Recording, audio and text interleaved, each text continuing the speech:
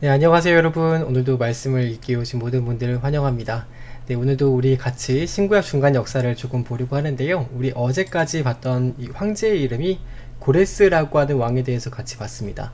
그래서 어제 고레스 왕이 어떻게 그 바벨론 성을 함락시켰는지 그 장면을 봤는데, 또 오늘은 이제 고레스 칙령 이후에 고레스 원년 이후에 고레스가 또 어떤 전쟁들을 했었는지 좀 이야기를 드리고요. 그리고 나서 이 고레스가 어떻게 죽었는지 그 이야기까지 오늘 좀 보겠습니다. 그래서 오늘까지 해서 이제 고레스 왕에 대해서 조금 보게 되는 거죠. 이게 역사책에 기록되어 있는 내용을 중심으로 좀 말씀을 드리겠습니다. 어제 우리가 봤던 것처럼 이 고레스가 메대를 정복을 하고, 그리고 이 신바벨로니아까지 정복을 하고 나서요. 이제 이 당시에 이제 고레스가 점령하지 못한 나라가 몇 개가 있었습니다. 그 당시에 강대국 중에 하나인데, 이제 리디아라고 하는 나라, 그리고 애굽이라는 나라는요, 고레스가 점령하지 못했어요. 근데 이 리디아에 있었던 그 나라의 이제 사르디스라고 하는 여기를 수도로 하는 리디아 나라의 왕이 누구였느냐? 그 당시에 이 크로이소스라고 하는 왕이었습니다.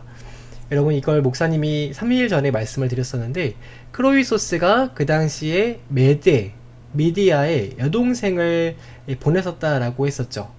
그쵸? 여동생을 시집을 보냈다라고 했습니다. 그러니까 이제 여기 메데와 이 리디아는 혈연으로 사실은 묶여있는 이 동맹관계의 나라였습니다. 그러니까 이제 여동생의 남편이니까 아스티아게스가 어떻게 보면 제부라고 할 수 있겠죠. 그런 나라를 고레스가 점령을 해서 먹었잖아요. 합병을 했습니다. 그리고 나서 그 고레스가 미디아뿐만 아니라 바벨론까지 점령을 했다고 하니까 바로 옆에 있었던 그 리디아의 왕 크로이소스가 위기감을 느낀 겁니다. 그래서 이 병아리 고레스가 이제 그런 이제 이렇게 너무 기세가 충만해서 이제 하늘 높은지 모르고 까분다고 크로이소스가요, 아무래도 전쟁을 벌여야겠다라고 생각을 한 거예요. 그래서 그 당시에 델포이 신전에 가서 신탁을 받습니다. 델포이 신전에 가서 그 무녀에게 돈을 주고 신탁을 받았는데, 그 무녀가 하는 말이 크로이소스가 지금 군사를 일으키면 대제국을 멸망시킬 수 있을 것입니다 라고 이야기를 했다는 거예요. 그래서 그 말을 듣고 크로이소스가 좋게 여겨서 군사를 일으켜가지고 고레스와 전쟁을 붙었는데, 중요한 건 이겼겠어요, 졌겠어요? 네, 이 고레스의 군대는요, 어려서부터 이 청년들을 훈련시켜서 그야말로 이제 영특하고 날쌘 그런 군대였을 뿐만 아니라 지금 메대도 점령을 했고, 그리고 바빌론까지 점령을 해서 그 사기가 하늘 높은 줄 모르고 하늘까지 닿아있던 그런 군대입니다. 그래서 이게 부딪히자마자 바로 밀리기 시작해서 크로이소스가요, 이제 전쟁을 하자마자 깨달았어요. 이건 이길 수 있는 군대가 아니다. 그래서 여기까지 와서 전쟁을 하다가요, 후퇴를 합니다. 후퇴를 하는데, 이 크로이소스는 생각을 하기를 자기가 리디아의 그 사르디스까지 도망을 가면 따라오지 않을 것이다 라고 생각을 했다고 해요. 근데 고레스가요, 여기 엑바타나부터 그 먼 거리를 여기 터키 끝까지 쫓아갑니다. 추격을 해요, 추격을. 그래서 이 사르디스를 무려 14일 동안 포위를 하고 전쟁을 벌이는데, 나중에는 그 사르디스에 있는 그 4대의 말들이 고레스 군대가 끌고 오는 낙타의 냄새만 맡고도 혼비백산해가지고 전쟁이 안 됐다고 합니다. 그 정도로 질릴 정도로 이제 아주 전쟁에서 거듭 연패를 하고, 그리고 포위돼가지고 어떻게 하지 못하는 그런 상황까지 온 거죠. 그래서 나중에는 크로이소스가요, 이제 항복을 하고 붙잡힙니다. 그래서 어떤 병사가 이제 크로이소스인지 처음에 모르고요, 전쟁에서 이제 크로이소스를 잡아가지고 죽이려고 하는데, 그때 이제 크로이소스의 아들이 2명이 있는데, 첫 번째 아들은 일찍 죽었고 두 번째 아들은 말을 못하는 아들이었다고 해요. 근데 그때 누군가가 크로이소스를 죽이려고 하는 것을 보면서 고함을 치면서 감히 이 크로이소스를 죽이려고 하느냐 하고 고함을 질렀다고 합니다. 대영웅인 크로이소스를 감히 누가 죽이려고 하느냐라고 고함을 질렀다고 하는데, 그 사람이 봤더니 크로이소스의 2번째 아들. 그래서 말을 못했던 그 언어장애가 있었던 둘째 아들이 이때 말이 뛰었다고 해요. 네, 그래서 이 크로이소스가 그 정도로 영웅이었기 때문에 굉장히 그런 이제 일화들이 굉장히 많이 전해지는데요. 중요한 거는 그렇게 대영웅이었던 크로이소스를 잡았으니까 고레스가 천하의 크로이소스잖아요. 그 당시 명성과 부와 또 지혜까지 엄청났다고 합니다. 그래서 솔론이라고 하는 철학자도요, 이 크로이소스를 모셔가지고 집으로 소빙해서 철학 강의를 들을 정도로 그야말로 이 부와 지혜의 상징. 여기 그리고 또 사르디스 이 근처에서 말씀드린 것처럼 사금이 나올 정도로 부를 축적했던 왕이라고 말씀을 드렸죠. 그래서 이 대영웅인 크로이소스가 고레스에게 잡혔는데, 중요한 거는 고레스가 보기에 살려달라든지 뭐 억울하다든지 무슨 이야기를 해서 변명이라도 한번 할 법한데, 크로이소스가 아무 말도 안 합니다. 아무 말도 안 하고요, 묵묵히 그냥 전쟁에 패한 패장으로 그냥 있는 거예요. 나중에 이제 무녀에게 물어봤답니다.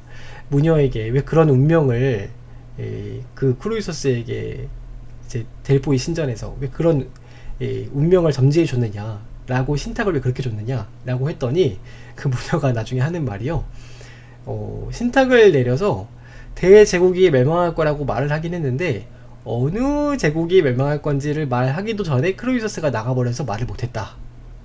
어느 나라가 멸망할 건지는 안 물어봤지 않느냐. 네, 이렇게 얘기를 했다고 해요. 그러니까 그야말로 참 무당을 믿어가지고, 그 어떻게 보면은 그 신탁을 믿어가지고 천하의 그 크로이소스가 고레스에게 패배하는 그런 지경에 이릅니다. 근데 중요한 거는요, 이제 이 패장이 된 크로이소스를 엑바타나까지 데리고 수도에 왔는데, 그때까지도 크로이소스가 아무 말도 안 해요. 패배한 주제에 고고하게 이렇게 고개가 뻣뻣해가지고 아무 말도 안 하고 있으니까 이 고레스가 화가 나가지고요, 크로이소스를 불태우겠다고 그 보는 앞에서 장작을 쌓아놓고 불을 지릅니다. 근데 그 불이 얼마나 뜨겁게 질렀는지 진짜 보는 열기만으로도 막 오금이 저릴 정도로 엄청 큰 불을 질렀다고 합니다. 그런데 그거를 보고도, 자기를 태워주기를 그 불을 보고도 크로이소스가 태연하게 가만히 있었다고 해요. 그래서 그거를 보고 고레스가, 야, 그야말로 대인은 대인인가 보다 싶어가지고, 내가 이 대인을 몰라보고 너무했나 싶어서 불을 끄려고 이제 자기 병사들에게 불을 그러지만 꺼라 라고 했는데, 크로이소스가 가까이 있었는데 불이 안 꺼져요. 너무 불을 크게 질러가지고. 그래서 이거 어떡하나 하고 있었는데, 물을 아무리 끼얹어도 안 꺼지니까 걱정을 하고 있던 차에 하늘에서 갑자기 창대 같은 그 비가 쏟아지면서, 그 비가 쏟아져가지고 불이 꺼져서 크로이소스가 살았다고 합니다. 네, 목사님이 말씀을 드렸죠. 이 과거의 고대의 그 역사는 이런 영웅들의 이런 일화가 굉장히 신화화된 이런 이야기들, 역사가 포함되어 있다라고 말씀을 드렸습니다. 그 정도로 이 크로이소스가 인물이었다는 거죠. 그래서 고레스가요, 그때 이제 그 대인을 자기가 몰라봤다 그러면서 무례를 용서해달라라고 하면서 앞으로 이제 크로이소스를 국사로 이제 페르시아의 그 어르신으로 모시고 지도를 받고 싶습니다 이렇게 한 겁니다. 그랬더니 크로이소스가 그때서야 하면서, 그래도 이 고레스가 젊기는 하지만 그릇은 그릇이구나 해가지고 그 말을 받아들였다고 해요. 그래서 크로이소스가 나중에 이 페르시아의 책사로, 굉장히 지혜가 또 있는 왕이었거든요. 협력하면서 전쟁을 벌이는 그런 관계가 됩니다. 크로이소스가 나중에 이렇게 된 거죠. 그래서 여러분이 루브르 박물관에 가시면은요, 크로이소스 왕이 앉아있는 이 모습, 이게 이제 그 옛날 유적으로 발견이 됐다고 해요. 그만큼 리디아의 왕으로서 유럽에서도 그 부자라고 하면은 크로이소스랑 비교를 할 정도로 그만큼 유명한 부자의 상징, 부유함의 상징이 바로 크로이소스라고 하는 왕이었습니다. 근데 이제 중요한 거는, 고레스가 이렇게 천하를 점령을 하고 리디아까지 점령을 하고 나니까 주위에 있는 나라들이요 다 앞다퉈서 이제 조공을 바치는 거예요. 옆에 있는 나라들이, 근교에 있는 그 모든 나라들이, 우리가 폐하의 그 황제 밑에서 보호 살핌을 받고 싶습니다 하면서 왔는데, 이 많은 민족들이 찾아오는 중에도 찾아오지 않은 민족이 있었다고 합니다. 그 민족이 누구냐? 여기 위에 북쪽 동쪽으로 가면은 마세게데라고 써있는 곳 있죠. 이게 마사게타이라고 하는 족속입니다. 나라가 아니고 부족국가예요. 부족국가. 근데 이 마사게타이라고 하는 부족이요, 고레스가 이렇게 넓은 민족을 다 천하를 통치하고 합병을 하고 황제로 등극을 했는데, 아무리 기다려도 여기에서 뭐 사신을 보내지도 않고 축하에 뭐 그런 화환도 보내지도 않고 입을 싹 닫고 있는 거예요. 그래서 여러분, 이 고레스가 자기의 아들인 캄비세스 2세를 이 엑바타나에 통치하는 왕 위에 앉혀놓고요. 본인은 또 전쟁을 하겠다고 출병을 합니다. 네, 출병을. 그러니까 이제 그 당시에는 왕이 출정을 하면은 그 아들이 대신해서 통치를 했던 그런 이제 문화를 가지고 있었던 겁니다. 그래서 캄비세스 2세가 여기 앉아있고 고레스는 이 화살표를 따라서 북쪽으로 또 진격을 합니다. 고레스는요, 그런 거 못 봐줘요. 그래서 이제 마사게다이까지 정복을 하러 가는데, 여기에 이때 있었던 사건이 바로 여러분 그 스가랴서에 아닥사스다 왕의 조서 초본에 르움과 서기관 심세와 또 그의 동료 앞에서 낭독됨에 이게 공사를 멈춰라 라고 이야기를 했다. 그러니까 1차 포로기환 때 수룹바벨이 고레스 신형으로 돌아왔는데, 나중에 여러 이런 간신배들이 그거를 막게 공사를, 예루살렘 성전 건축을 못하게 하려고 방해를 하는데, 그때 앉아있었던 사람이 누구냐, 이 아닥사스다 왕이라는 사람이 캄비세스 2세입니다. 캄비세스 2세가 있을 때 아빠의 그 조서를 모르고 그냥 멈추라 이렇게 이제 한 거죠. 그래서 이때 이렇게 그런 사건이 성경에서 있었고, 고레스는 전쟁을 벌입니다. 근데 여러분, 이 전쟁을 벌일 때요, 여기 북쪽으로 가면은 여기 아랄해라고 하는 강이 하나가 흐르고 있었어요. 대군을 이끌고 강을 갔는데, 여기에서 건너가야지 마사게다이를 칠 수 있었거든요. 근데 이 당시에 그 마사게다이 왕이 누구였느냐, 왕이 토미리스라고 하는 여왕이 있었습니다. 여왕.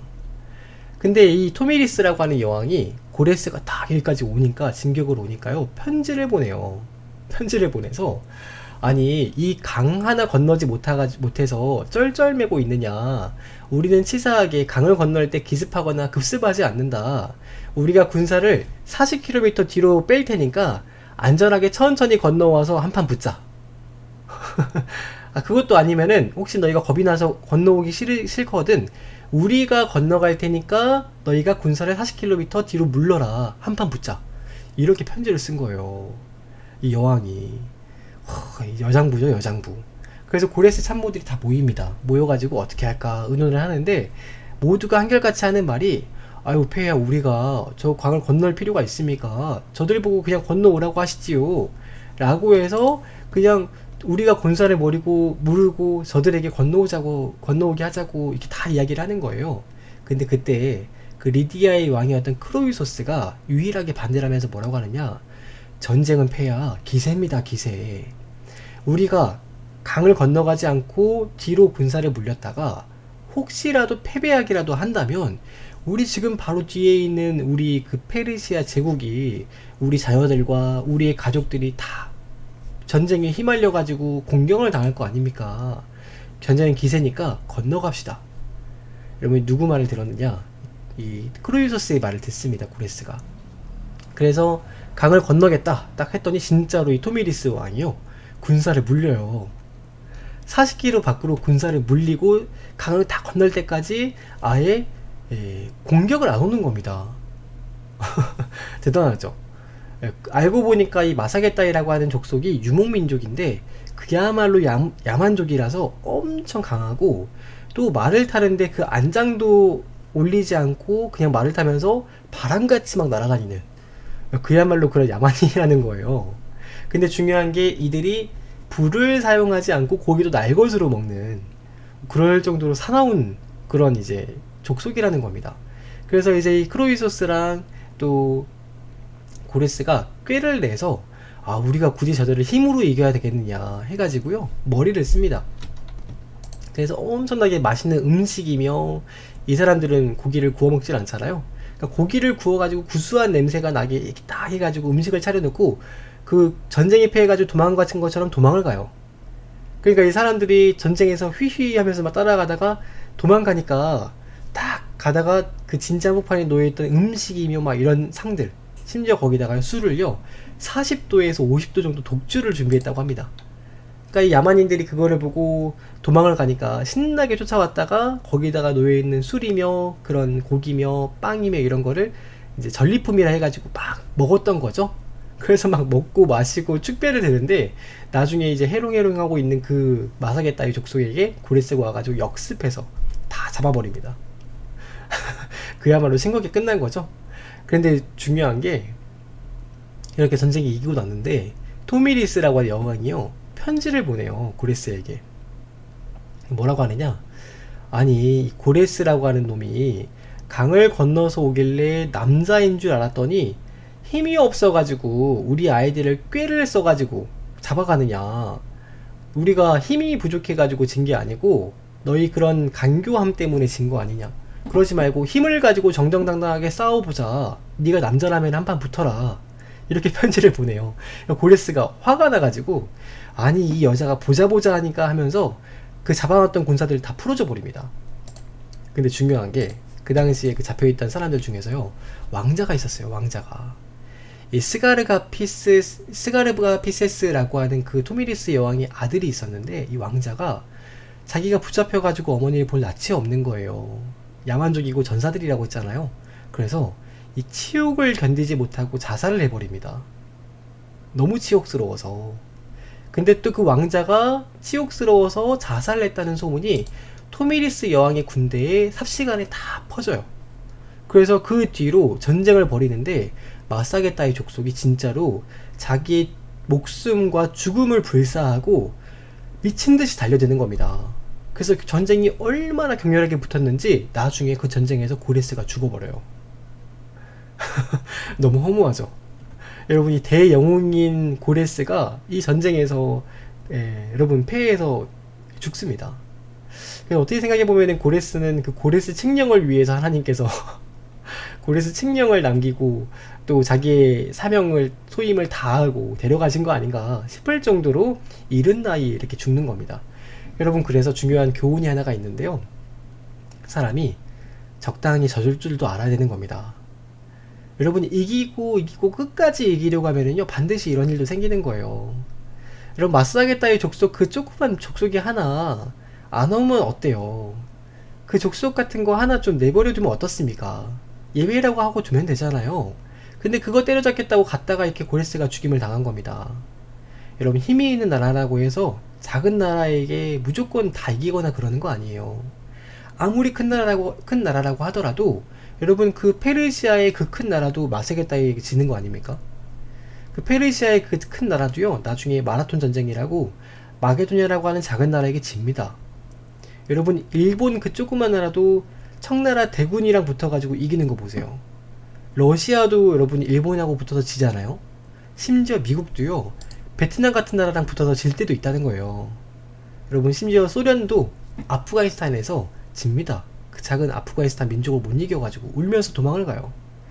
아무리 힘이 있고 큰 나라라고 하더라도요, 이기고 계속 이기려고 하다 보면 질 때가 생긴다는 거예요. 그러니까 여러분, 너무 그렇게 강박증을 가지고 뭐든지 완벽하게 다 이기려고 하는, 그렇게 하는 거는요 좋지 않습니다. 고레스 보세요. 고레스 그렇게 해가지고 결국에 거기서 이제 자기의 생을 마감한 거 아닙니까? 그래서 여러분, 그 뒤에 고레스가 죽고 나니까 그 아들이었던 캄비세스 2세가 이제 메데와 또 아수르, 바벨론, 리디아까지, 이스라엘까지, 그야말로 그 넓은 페르시아 대영토, 인도에서 이티오피아까지 127개국 제국이라고 해요. 그래서 그 나라까지 나중에 캄비세스 2세가 통치를 하는 일이 생깁니다. 그래서 이 캄비세스 2세가 나중에는요, 이제 아빠가 점령하지 못했던 여기 이집트까지 점령을 갑니다. 그래서 이 이집트까지 갔다가 이 캄비세스 2세도 죽거든요. 내일 우리 그 얘기를 좀 보겠습니다. 여러분, 그래서 이렇게 페르시아 제국이 그야말로 대제국을 이루는데, 우리 고레스가 돌아가셨는데 또 이런 조문을 안 가볼 수가 없겠죠. 페르시아의 그 당시의 모습을 잠깐 보겠습니다. 이게 여러분 지금 알려져 있는 고레스 황제의 무덤이라고 합니다. 근데 이 무덤이 있는 곳이 이란 땅에 무덤이 있어요. 그런데 여기를 옛날에 알렉산더가요, 마케도니아 제국을 건설할 때 여기까지 왔다고 해요. 근데 도굴을 하려고 무덤을 파헤치려고 했는데 그 무덤 뚜껑에 뭐라고 써 있었느냐, 이 무덤의 문을 여는 자는 자기 무덤도 똑같이 파헤쳐질 것이다 라고 저주문이 붙어 있었대요. 그래서 마케도니아의 그 알렉산더가 무서워가지고 열지 않고 그냥 지나갔다고 합니다. 그래서 지금까지 보존돼가지고 이렇게 지금도 알려졌다고 해요. 근데 여러분, 여기 가보시면요, 나중에 이제 고레스의 그 아들인 캄비세스가 죽고 슈도스메리디스가 죽고 다리우스라고 하는 이제 왕제가 제위에 오르는데, 다리우스 히스타페스라고 하는 왕이 나중에 여기 페르세폴리스라고 하는 도시를 건설을 합니다. 여기에 이제 황궁터예요, 황궁.